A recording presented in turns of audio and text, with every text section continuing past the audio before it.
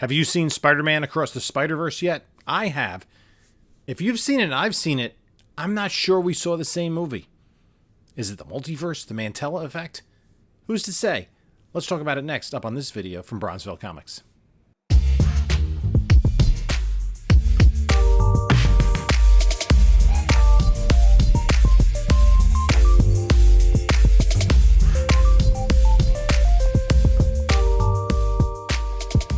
Hey there, panelologists. This is Jim from Bronzeville Comics coming to you with another video. Before we get started, like, comment, subscribe, do all that good stuff. Follow us on the other socials on Instagram at Bronzeville_Comics, on Whatnot at Bronzeville_Comics. We do sales every Monday night at 10 p.m. And we're going to be doing some weekday pop-up shows. Follow us on Whatnot at Bronzeville_Comics. Bookmark the shows. And if you have not yet signed on with Whatnot, there's a $10 freebie that you can get if you use the link in the description of this video. You'll get $10 off your first purchase regardless of who it's from. Also, in the description of this video is a link to my eBay store as well as my email.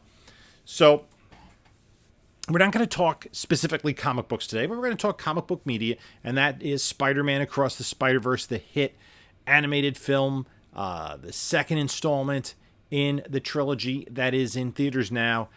And has proved to be very popular with audiences, with critics, and just as much so, maybe even more so than the first film.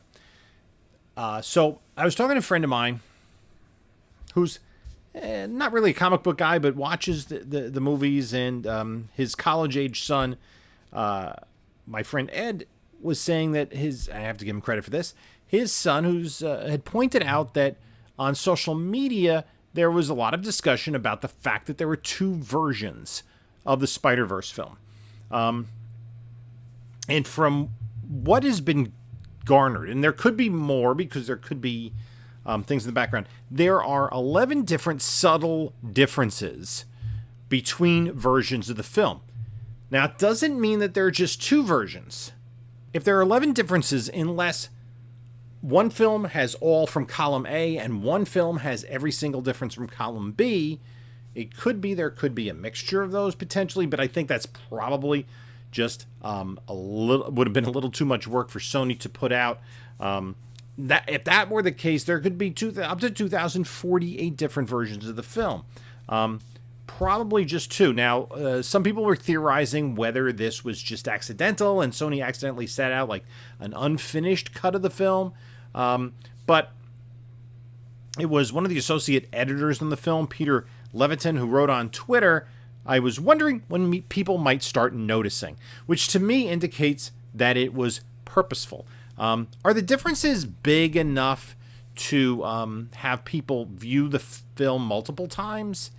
I don't think in and of itself it is. There might be some people, and especially if you get a list of these differences, you might want to go to a different theater than you saw it in the first time and kind of might want to check off which of the different versions you saw. So let's just run through them real quickly so you can have an idea, and maybe it'll jog your memory. Which did you see? Which of these choices did you see? I'm not exactly sure what I saw, but I had only seen it once, and even though my memory is really good, only seeing it once doesn't really help. Now, there's another question is, what's going to come on home media? If there's two different versions, it's pretty easy. And what would be kind of fun, if the studio released this to streaming, is just have it randomly decide which of the two versions you're going to see. So that could be fun. Anyway, the first interaction between Gwen and Miguel O'Hara, Spider-Man 2099, she's trying to guess his superhero name, and she says Blue Panther, to which he responds, "That's funny." The alternate version, there is no exchange at all. Now then, Miguel O'Hara has an interaction with his artificial intelligence, Lila, when he says he needs backup. In one version, she points at him, and in another version, she takes a selfie with a bunny filter before asking for backup. Difference number 3. While Miguel O'Hara is fighting that Da Vinci Vulture character, there is a point right before the police show up where O'Hara kind of threatens to bite the Vulture with his fangs. as though he's a vampire, but it's kind of like a spider bite. I'm pretty sure that's the version I saw. In the other version, that doesn't happen at all, and it just goes to the police arriving.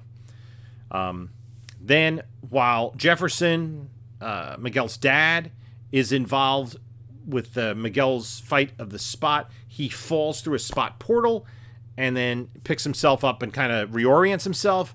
Another version, there's just a reaction shot of his face. And sometimes there's different dialogue.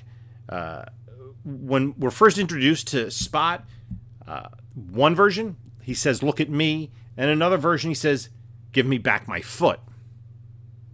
I think I saw the latter one, but I couldn't say for sure. Now, in the flashback, via hologram, where Spot is about to push the button to activate the collider and cause the accident and gives him powers, in one version he says, "Which would not be good," and in the other version he says, "Oh, what the heck." Both meant for comedic effect. Now, there's the famous chai conversation, in which Miguel refers to the beverage as chai tea, and Spider-Man India says that's like saying TT, and they go on and on and on. He asks Miles if he would say coffee, to which Miles responds, no, I'm sorry. And in the other version, Miles, I believe, simply says something like that.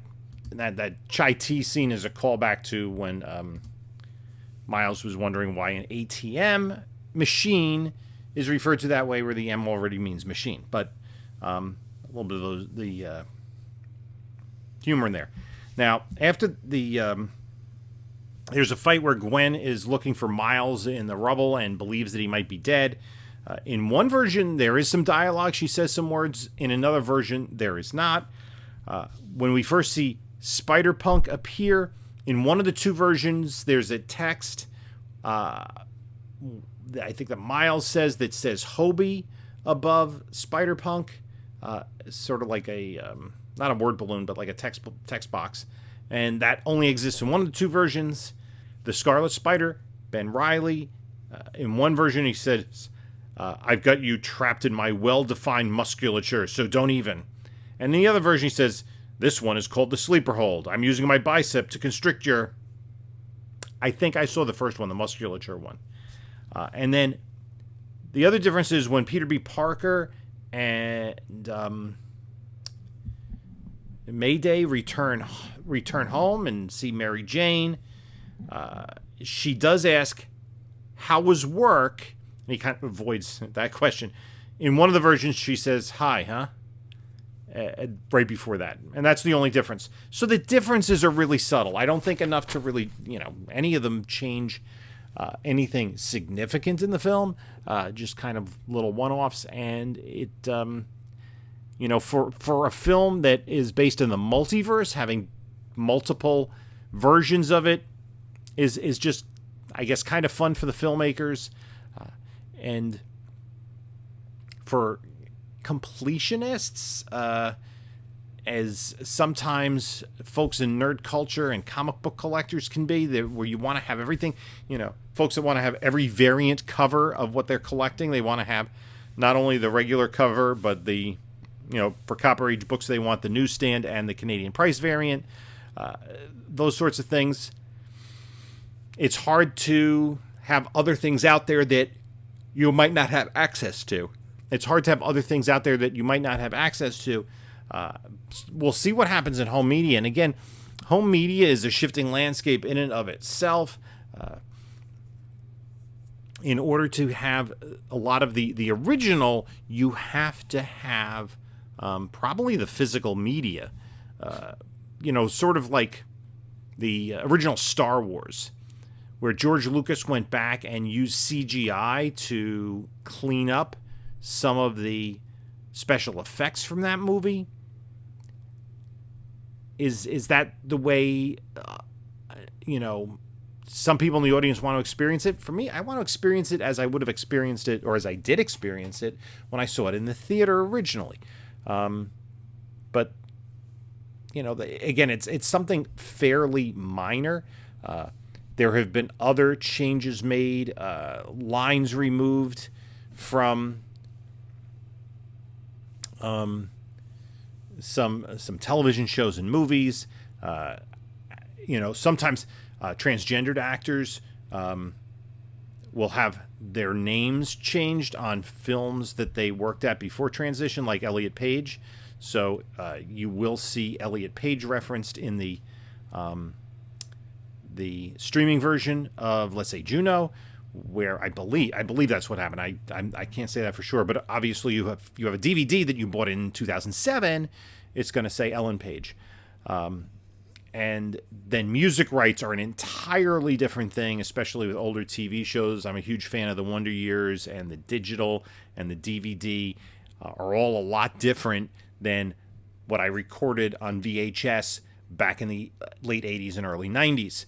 So, sometimes things are lost to history. And I will say about the Wonder Years, just a quick aside, when the pilot was originally aired, Daniel Stern, who would be the narrator in the show for the course of the series, was not in the pilot. It was a different voice actor who did the pilot, and that is not available in home media. So a lot of those things, as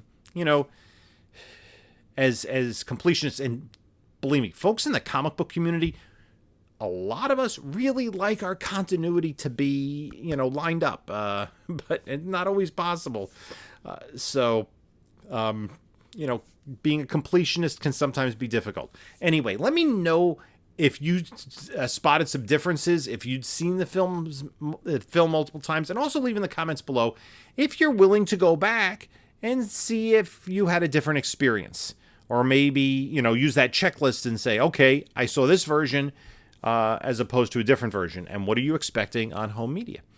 So anyway, that's just it for today's video. You can take a look at a couple of my other videos here. And this is Jim saying until next time, enjoy your comics.